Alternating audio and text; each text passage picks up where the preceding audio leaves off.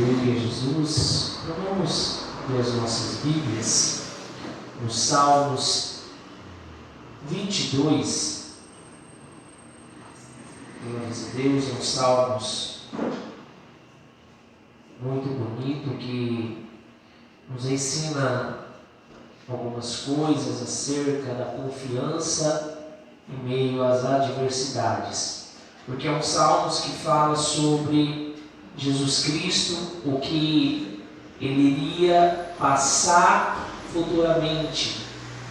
Então, quando nós lemos esses salmos, nós vemos algumas coisas semelhantes com que Jesus ele foi e falou durante o seu ministério.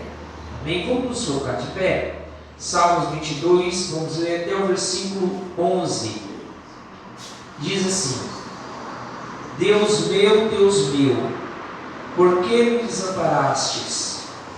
Por que te alongas das palavras do meu bramido e não me auxilias? Deus meu, eu clamo de dia e tu não me ouves, de noite e não tenho sossego. Porém tu és santo, o que habitas entre os louvores de Israel. Em ti confiaram os nossos pais, confiaram e tu os livraste. A ti clamaram e escaparam, em ti confiaram e não foram confundidos. Mas eu sou verme e não homem, opróbrio dos homens e desprezado do povo. Todos os que me veem zombam de mim, estendem os beiços, meneiam a cabeça, dizendo: confiou no Senhor, que eu livre. Livre-o, pois nele tem prazer. Mas tu és o que me tiraste do ventre, o que me preservaste, estando ainda nos seios de minha mãe.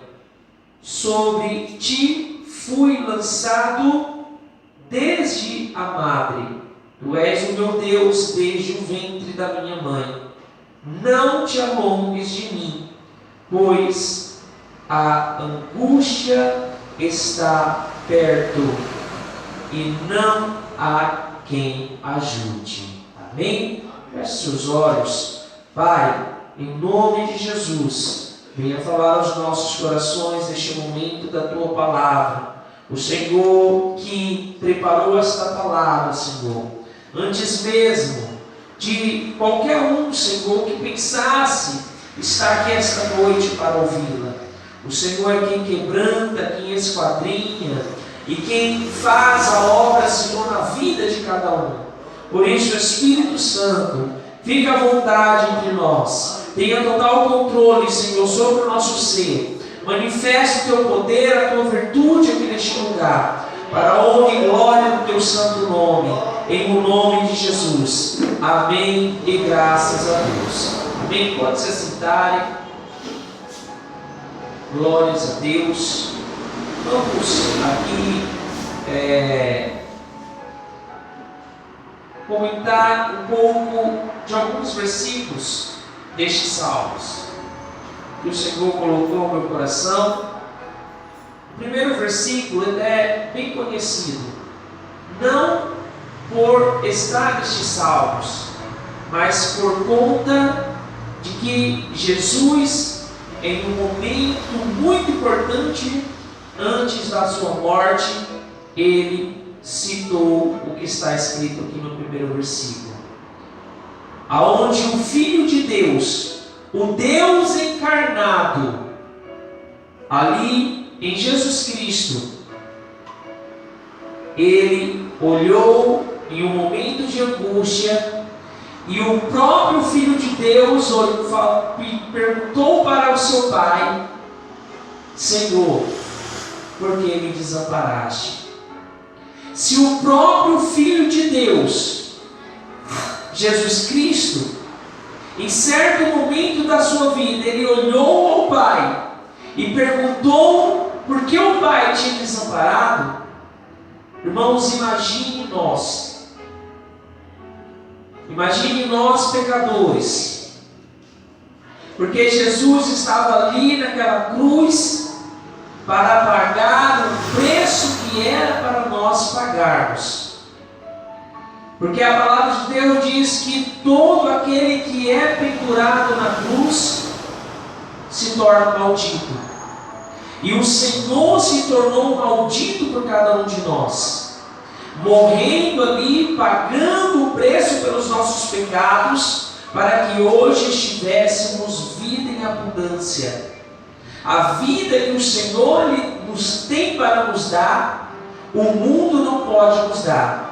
A vida que o Senhor, Ele pagou o preço, valor nenhum, riqueza nenhuma, poderá dar uma vida igual. Ainda que alguém que é muito rico, fizesse ali em todo o seu jardim de sua casa, colocasse cerâmicas de ouro, não seria comparado aonde nós passaremos a nossa eternidade, que é a Nova Jerusalém. Porque aquela riqueza, o que estava proporcionando, ou que proporciona alguma coisa para essa pessoa, é momentânea. Pois a palavra diz que nós vivemos 70, 80 anos, o que passa nisso, a fadiga da carne, mas uma pessoa que chega até 100 anos de idade, o que é 100 anos diante de uma eternidade, pois esta vida é apenas uma peregrinação do que nos aguarda futuramente. Então, quando nós olhamos estes salmos, nós lembramos aquele exato momento que Jesus, o próprio Filho de Deus, pergunta: Deus meu, por que me desamparastes? E muitas das vezes também nós nos sentimos assim. E nós não estamos blindados disso. Pois no momento de angústia, no momento de aflição, muitas das vezes nós nos sentimos a sós, assim como Jesus se sentiu sozinho ali na cruz. Mas Jesus, ele falou algo muito importante: Pai, que não seja feito a minha vontade, mas a tua. E a vontade de Deus, quando nós entendemos a vontade de Deus, nós entendemos que ela é boa, agradável e perfeita. E se ainda que Deus permita algo em nossas vidas, a palavra de Deus diz que todas as coisas, sejam elas boas ou más, cooperam para o bem do que ama Deus. Porque muitas das vezes as coisas más, elas vêm sobre as nossas vidas para nos ensinar algo, para nos mostrar algo, para abrir os nossos olhos acerca de determinada coisa. E Deus, Ele permite essas coisas em nossas vidas, para que nós venhamos ali aprender naquele exato momento que estamos passando por aqui. Hoje, é pouco falado sobre isso, mas entre estudiosos da palavra de Deus, existe uma tal de teologia que se chama teologia da confissão positiva. O que é isso? Quando nós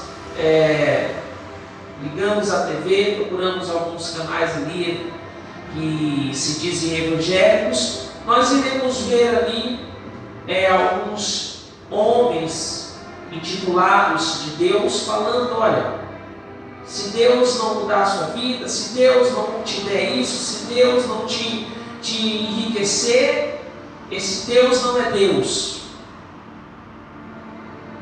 Como se Deus fosse obrigado a te dar o que você quer.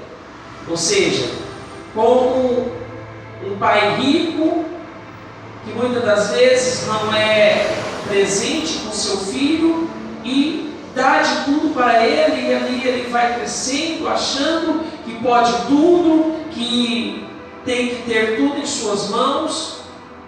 Então, essa é a tal da teologia da confissão positiva. Mas Deus, Ele quer, irmãos, que nós não venhamos ser filhos bastardos, mas venhamos ser filhos fiéis. Independente das circunstâncias, independente das adversidades, nós estejamos ali falando: Pai, o Senhor nosso Pai, independente da escassez, independente do que venha acontecer, nós estaremos contigo. E quando nós vemos aqui o salmista ele falando que o Senhor ele habita no meio dos louvores, nós podemos ali imaginar que o nosso Deus é um Deus incomparável mediante todos os poderes do mundo, da terra, do universo. Porque aonde estiver, diz a sua palavra, dois ou mais ali reunidos em seu nome, ali ele estaria. Então, quando nós estamos louvando através dos nossos lábios a Deus, o Senhor, Ele está trabalhando, o Senhor, Ele está movendo, o Senhor, Ele está fazendo coisas maravilhosas para o benefício do que o ama e o louva com sinceridade. Sabe por quê, irmãos? Um dos homens que mais poderia, ali teve, não que se ele fizesse isso ele estaria com razão, mas um dos homens que poderia ali virar as costas para Deus e nunca mais pronunciar o nome de Deus era Jó. Jó, que tinha 7 filhos homens, 3 filhas mulheres, tinha riquezas. No seu tempo ele era o homem mais rico da terra. Era como se hoje não é ele, mas hoje é uma outra pessoa, não sei como é o nome dele, mas era como se fosse o Bill Gates. Jó era o Bill Gates da sua época. O que Deus fez com Jó? Tirou toda a sua riqueza, não somente a sua riqueza, permitiu que Satanás matasse os seus 10 filhos, 7 homens, 3 mulheres, e ainda no momento de dor, de enfermidade, porque Deus permitiu até que Satanás tocasse ali no corpo de Jó, colocando enfermidades no seu corpo. E Jó coçava, diz a palavra, as suas chagas ali com apenas um caco de telha. E a sua esposa chega até ele e fala: Jó, por que você não amaldiçoou o seu Deus e morre? E Jó dá a resposta à sua esposa: nu eu saí do ventre da minha mãe e nu eu vou para ele. Louvado seja o nome do Senhor. Irmãos, você imagina, porque a própria Escritura fala que quando chegam as notícias, olha, o seu gado ali, os seus camelos foram mortos, não sei o que, foi roubado, e Jó permanece de pé. Mas quando chega a notícia de que os seus filhos tinham morrido, a palavra diz que Jó, ele não consegue mais ficar de pé. E no versículo seguinte fala, olha, então Jó se coloca ali de pé novamente e fala: bendito seja o nome do Senhor. A pessoa ela pode ali conquistar muitas coisas e também perder bens materiais, mas nada irá lhe trazer maior dor do que perder um filho, porque a natureza natural é do filho enterrar o pai, e não do pai enterrar o filho. E Jó perdeu 10 filhos de uma vez. Então você imagina o tamanho da dor deste homem. Mas Jó, ele não perdeu a sua lealdade, a sua sinceridade para com este Deus Todo-Poderoso. Então, quando nós vemos hoje em dia, irmãos, pastores, bispos, apóstolos, falando: olha, se Deus não te der algo, eu como essa Bíblia, eu largo o ministério, é porque são homens que não têm verdadeiramente o compromisso com as coisas de Deus. É como o apóstolo Paulo ele fala ali em Filipenses, no capítulo 3, e versículo 2. Ele diz, e ele usa uma expressão aqui que também é pouco conhecida, que é a palavra cães. Ele diz: acautelai-vos dos cães, acautelai-vos dos maus obreiros, acautelai-vos da falsa circuncisão, porque nós é que somos a circuncisão, nós que adoramos a Deus no Espírito e nos gloriamos em Cristo Jesus e não confiamos na carne. Bem que eu poderia confiar também na carne. Se qualquer outro pensa que pode confiar na carne, eu ainda mais. Mas o que para mim era lucro, isso considerei perda por causa de Cristo. Ou seja, Paulo era um homem bem sucedido. Paulo era um soldado romano da alta patente de Roma. Mas Paulo ele fala aqui, ele começa a citar: olha, acautelai-vos dos falsos obreiros, acautelai-vos dos cães. O que são esses cães? São pessoas gananciosas que se dizem ser líderes, mas o que eles querem mesmo é a lã da ovelha. Então Paulo fala: olha, acautelai-vos dos cães. Se eles ali têm algum benefício na carne, Paulo está falando: olha, muito mais eu.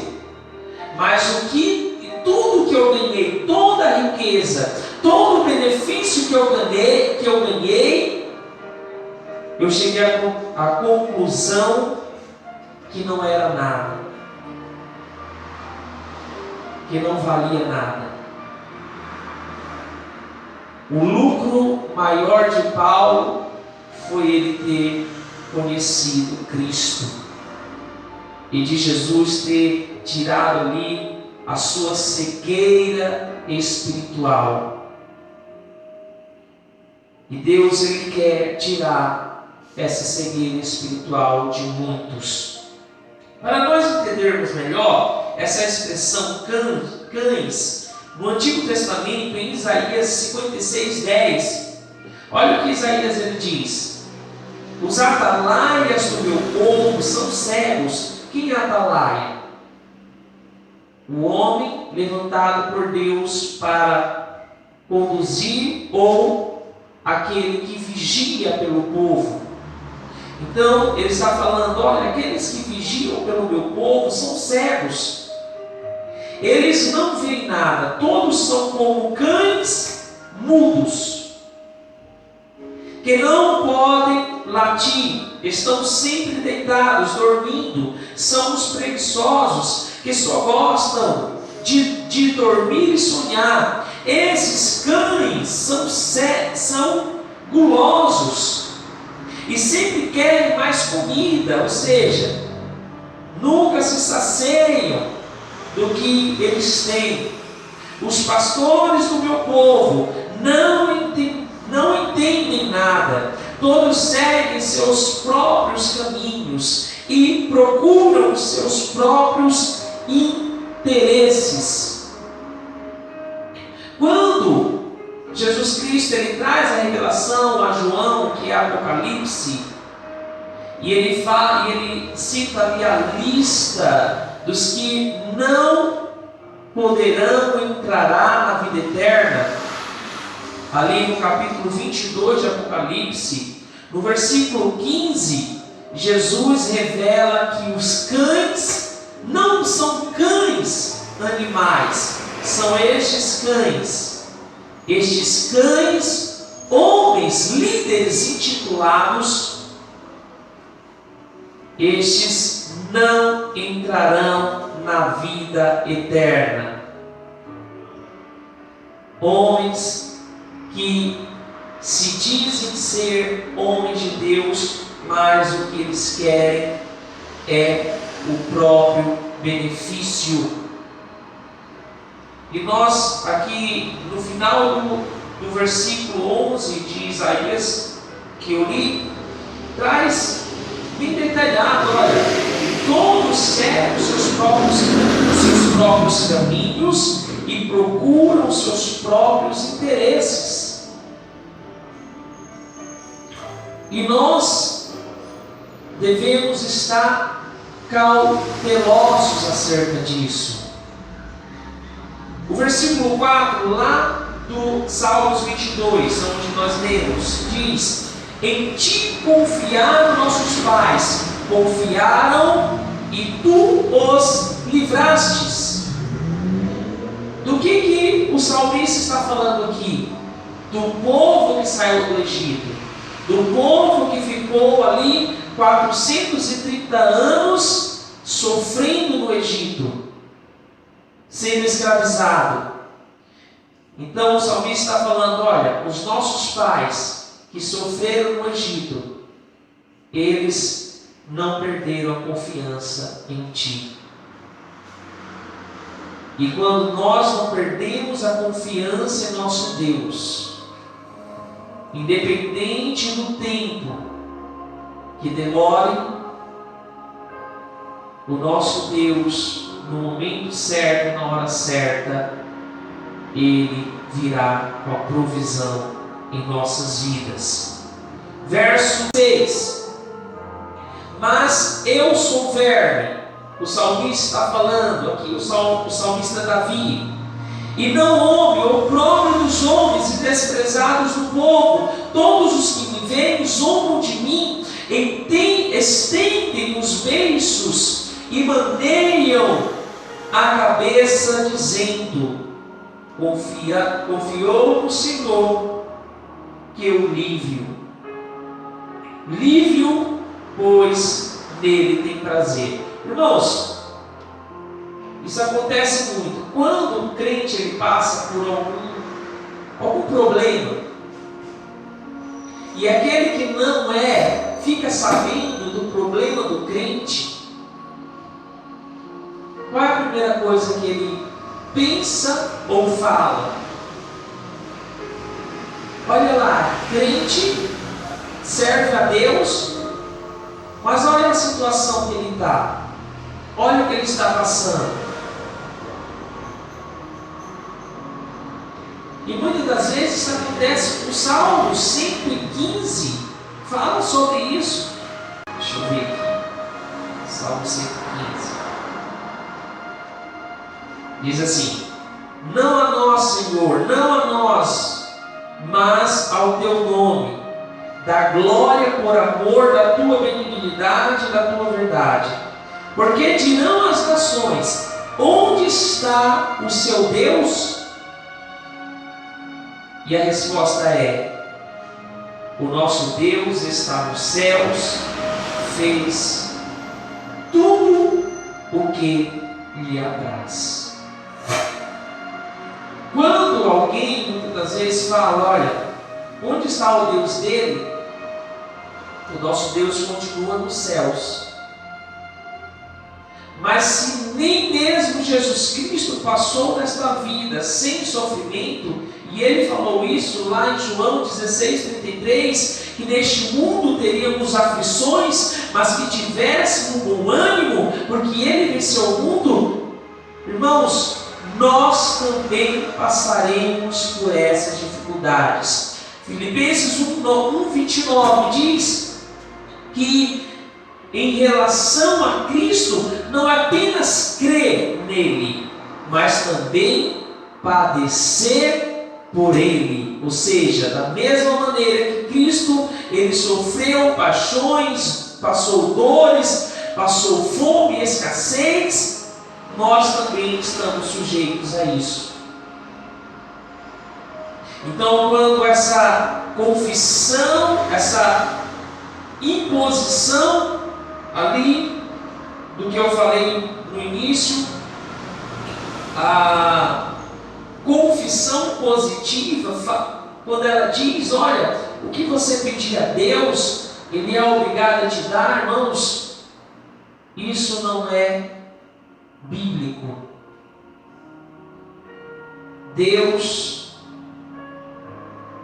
Ele continua cuidando de nós,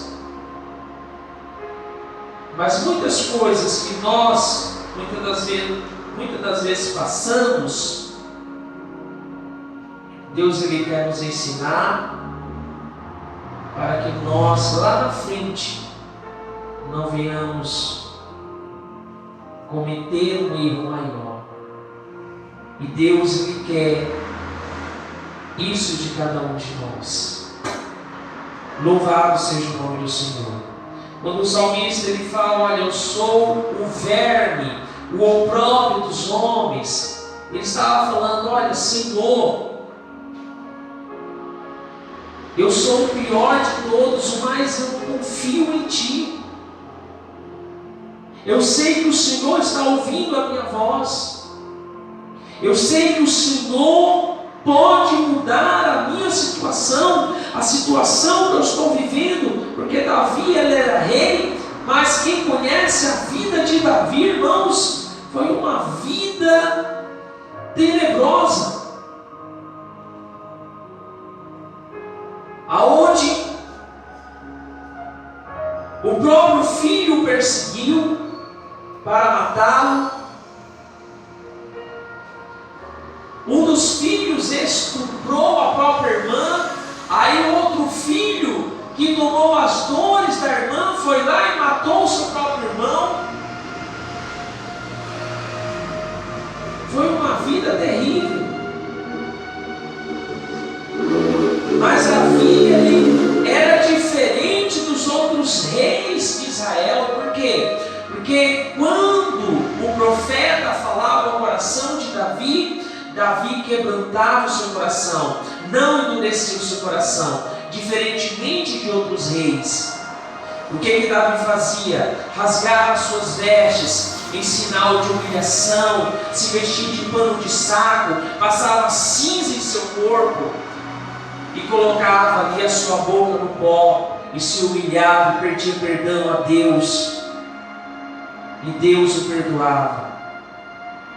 Tinha consequência dos seus pecados? Sim, porque Deus perdoa o pecado, mas a consequência dos pecados, elas virão. Como eu costumo dizer, o pecado é como um cartão de crédito. Você vai passando ali, vai pegando, vai passando o cartão, uma hora a fatura chega. E Deus, Ele quer que a nossa fatura seja liquidada. Deus ele não tem prazer no sofrimento de ninguém. Mas como Jeremias 1,12 diz que Ele vela para que a sua palavra se cumpra, muitas pessoas não entendem isso. Porque se Deus ele vela para que a sua palavra se cumpra, Ele tem que cumprir também a sua palavra acerca do pecado do homem. A palavra de Deus nos ensina que o salário do pecado é a morte. Também nos ensina que o que o homem plantar, isso ele colherá. Então, quando Deus fala, olha, o velo para que se cumpra a minha palavra, Deus está velando para que a sua palavra se cumpra. Independente que isso venha a ser para ali o mal do pecador, mas Deus ele não se agrada nem no sofrimento e nem na morte do pecador. Como Ezequiel 33:11 diz que o Senhor não se agrada da morte do ímpio, antes quer que ele se arrependa do seu mau caminho. Então que nós venhamos confiar em Deus, sermos fiéis a Ele, porque Ele continua sendo fiel com cada um de nós. Amém? Vamos nos colocar de pé, louvado seja o nome do Senhor, glórias a Deus, aleluia Jesus. Nós vamos sempre manter a nossa confiança em Deus, porque somente Deus pode nos dar o melhor. Sua palavra diz que Ele é poderoso para nos dar muito além do que pedimos ou pensamos. Ou seja, às vezes eu imagino algo na minha mente que o Senhor Ele pode me dar. E eu imagino a melhor coisa do mundo. O Senhor Ele diz, eu posso te dar, eu posso te fazer coisa melhor do que você está pensando ou pedindo. Amém? Basta que nós venhamos confiar em Deus. Quando a questão é esperar, eu sempre lembro de Caleb. O Senhor prometeu algo a Caleb com 40 anos de idade. Sabe quando Caleb alcançou a promessa de Deus? Com 80 anos de idade, ou seja, 40 anos depois. Mas o Senhor cumpriu a promessa na vida dele. Amém? Feche seus olhos. Senhor nosso Deus e nosso Pai, bendizemos o Teu nome e Te glorificamos. Te exaltamos, Senhor, pois Tu és um Deus eterno e poderoso, digno de toda honra e de toda glória. Toma as nossas vidas, ó Pai, venha nos fortalecer, nos guiar, venha, Senhor, nos dar, Senhor, ó Pai, sabedoria para tomarmos decisões, sabedoria para, Senhor, não venhamos fazer o que não é reto aos Teus olhos. Fortalecimento, ânimo, Senhor, para continuarmos, ó Senhor, nesta peleja. Senhor, sempre guiados, Senhor, pela Tua palavra, independente das circunstâncias, independente, Senhor, do que se levante para, muitas das vezes, trazer a tristeza ao coração, Senhor, do Teu Filho, ao coração, Senhor, da Tua igreja, ao coração, Senhor, daqueles que ainda não se achegaram a Ti. Pai amado, em nome de Jesus, toca, Senhor, em cada vida. Abre, Senhor, em nome de Jesus, os entendimentos, abrindo, Senhor, ali as portas do entendimento, Senhor, aos corações e às mentes. Em nome de Jesus, visita, Senhor, o nosso coração de uma maneira íntima e sobrenatural. E muda, Senhor, toda a tempestade que possa, Senhor, tentar, muitas das vezes, Senhor, virar o nosso barco, mas o Senhor está no nosso barco, e o Senhor tem o poder de reverter, ó Deus, toda a tempestade e acalmá-la, em o nome de Jesus. Amém e graças a Deus.